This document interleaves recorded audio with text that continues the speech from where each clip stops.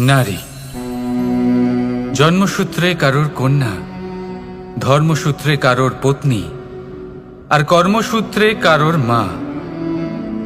আমাদের মনে এই ছবি আঁকা রয়েছে একজন নারীকে নিয়ে, তাই না?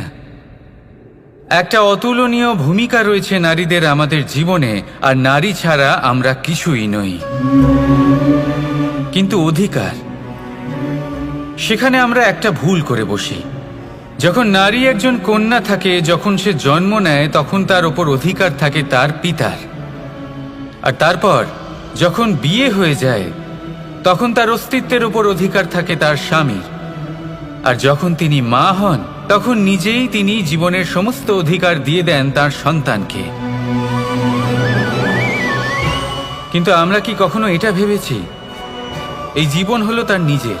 যে নারী সবার কল্যাণ করছেন, তার জীবনের অধিকারও তার কাছেই থাকা উচিত, তাই না? তার নিজের জীবনের সিদ্ধান্ত সে নিজেই নিতে পারেন, নিজেই নিজের ভাগ্যের রচয়িতা হতে পারেন। আর এর জন্য আমাদের নিজেদের পাল্টাতে হবে, দৃষ্টিভঙ্গি পাল্টাতে হবে।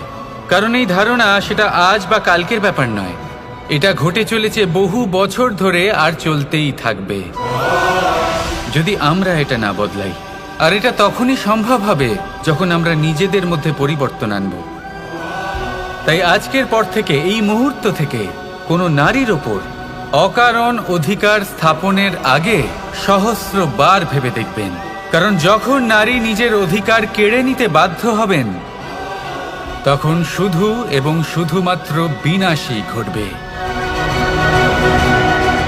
রাধা রাধা।